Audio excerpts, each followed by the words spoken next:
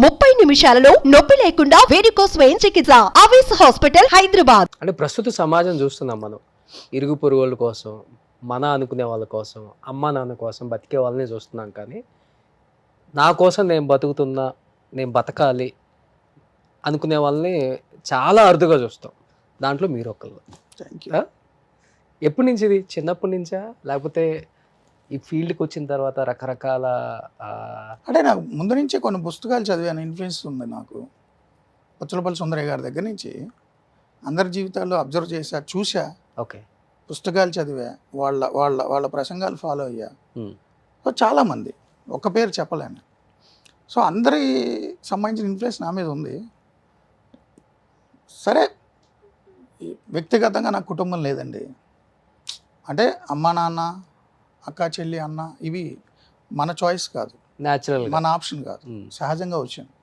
But నాకంటూ వ్యక్తిగతంగా extend చేయదలుచుకోవాలి. So ఇంకెందుకు నేను పాటుపడాలి? ఎవరి కోసం పాటుపడాలి? ఒక్క జీవితం కదా. నాకు పునర్జన్మల మీద నమ్మకం లేదు. పుట్టక ముందు ఏం లేదు, చావు తర్వాత ఏం లేదు.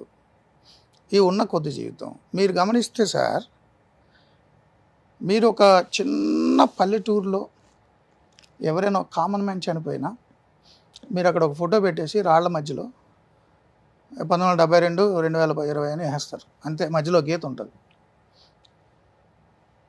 అమెరికన్ ప్రెసిడెంట్ పోయినా date of birth, date of death మధ్యలో చిన్న గీత, ఆ సమాధి దగ్గరికి వెళ్తే. సో పుట్టిన సంవత్సరం, చనిపోయిన సంవత్సరం మధ్యలో గీత ఉంది కదా, ఈ గీత జీవితం. ఇంతే ఉంటుంది అది. ఇంత గీత కోసం ఏం చెప్పారు సార్? ఇన్ని వ్యవహారాలు, ఇన్ని పద్ధతులు, ఇన్ని పాళ్ళు, ఇన్ని అవినీతులు, ఇన్ని అక్రమాలు, ఇన్ని కుట్రలు, ఇన్ని కుతంత్రాలు సంపాదించేసి ఏం పీక్కెళ్తావు? అదే కదా జీవితం అనుకుంటున్నారు కదా ఇప్పుడు. ఇంతే కదా గీత. Date of birth, date of death మధ్యలో గీత. ఆ గీత కోసం ఎందుకు ఇంత గింజుకు చచ్చిపోవాలన్నా? సో నాకు అంత కోరికలు లేవు, కుటుంబం లేదు. నేనేం చేయాలి సంపాదించి?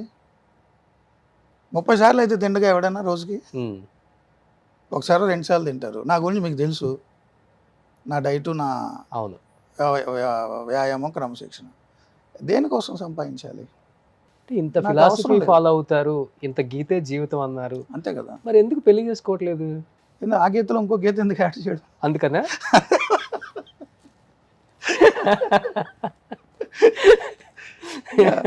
ఆ గీతలో ఇంకో గీత యాడ్ చేసి 2 గీతలు వస్తాయి మళ్ళీ. అడ్డగీతలు, నిలువు గీతలు ఎందుకండి? ఇంతే కదా ముక్క. పర్సనల్ అంటే నాకేం లేదు, దానికి పెద్ద ఫిలాసఫీ లేదు, పాడు లేదు. కానీ ఓకే, సమాజం ఏదో అందంగా ఉంటారు చూడటానికి, సమాజం మంచి బాడీ, ఫిజిక్, హీరో లాగా ఉంటారు, డైరెక్టర్ అయ్యారు. కాదు నేను ఏమంటానంటే, ఫైనాన్షియల్ ఇండిపెండెన్స్ కంటే ఎమోషనల్ ఇండిపెండెన్స్ ముఖ్యం. అంటే ఎమోషనల్గా మనం ఒకళ్ళ మీద డిపెండ్ అవ్వకూడదు, మన మీద ఎవరు డిపెండ్ అవ్వకూడదు. నా జీవితం నేను చేస్తా, నా బతుకు నాది, నా బలుపు నాది. ఇంకొక లెవెల్ మీద ఆధారపడి, లేదా మన మీద ఇంకొకరు ఆధారపడేలా ఉంటే మనం అనుకున్న వే ఆఫ్ లైఫ్ కొంచెం అటు ఇటు మారాలి. నేను ఇలాగే ఉంటా, నాకు సంపాదన వద్దు, నేను ఇంతే అంటే నా వరకు ఓకే.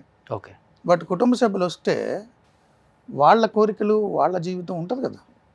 సో నేను మార్చుకోవాలి లైఫ్ స్టైల్. నేను మార్చుకొని ఇలాగే మూర్ఖంగా ఉంటానంటే, నన్ను నమ్మి ఒక సెపరేట్ ఇంకొక human being under one roof నాతో షేర్ చేసుకోవడానికి, వచ్చే 50 ఏళ్ళు 60 ఏళ్ళు నాతో గడపడానికి వచ్చిన వ్యక్తికి కష్టం కదా. నా ఈ ఫిలాసఫీలు, ఈ రూల్స్, ఈ వ్యవహారాలు మూర్ఖత్వం కదా. వాళ్ళు ఎందుకు ఇబ్బంది పెట్టాలి?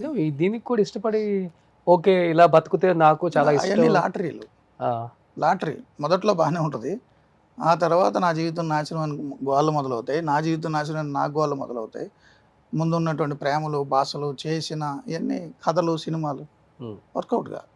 అంటే అంటే అంటే ప్యూర్లీ పర్సనల్ అండి పెళ్ళి అనేది.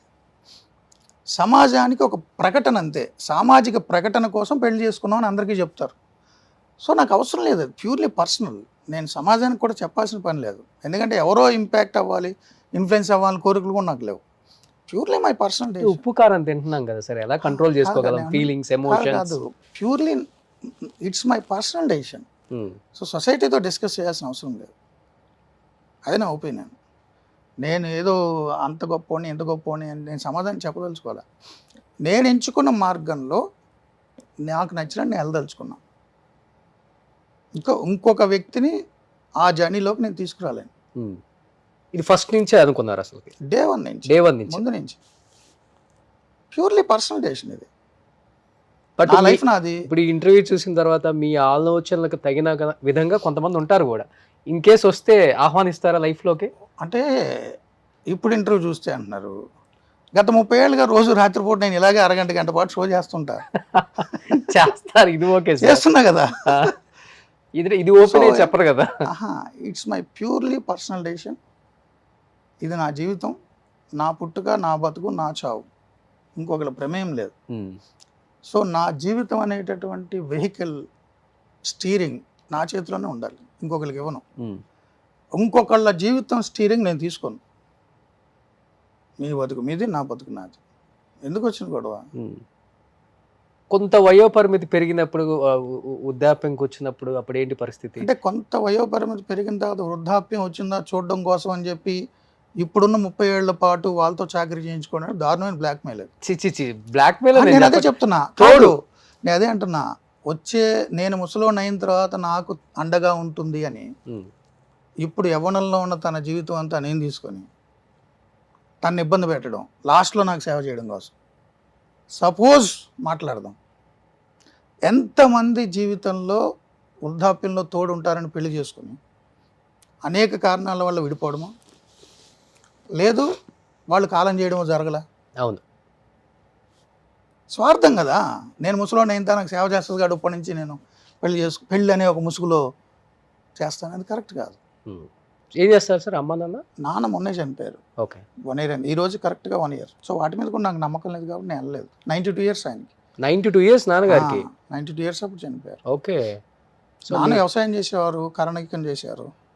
అమ్మ మామూలు housewife, homemaker. So మీ సక్సెస్ని బాగా చూశారు నాన్నమ్మ? చాలా బాగా చూశారు. బాగా ప్రౌడ్ బాగా ప్రౌడ్ ఫీల్ అవుతారు. నన్ను పోలీసులు తీసుకెళ్ళినప్పుడు, అప్పుడు టీవీలో చూసినప్పుడు జనం అంతా భయపెట్టి ఆయన దగ్గరికి వెళ్ళి మాట్లాడినా ఆయన పెద్ద వరి అయ్యేవారు కాదు. వాడు అంతేనండి, అది వాడి జీవితం అనేవారు. ఉండంగా వాళ్ళు కూడా మీ రూట్లోకి వచ్చేసారు అసలు. నాన్న కూడా ఎప్పుడు పెళ్లి చేసుకోమని అనలే, లైఫ్లో ఒకసారి కూడా అనలే. నీ లైఫ్ నీ ఇష్టం రా అన్నారు. Great father. చాలా ప్రోగ్రెసివ్ థాట్స్ ఆయన.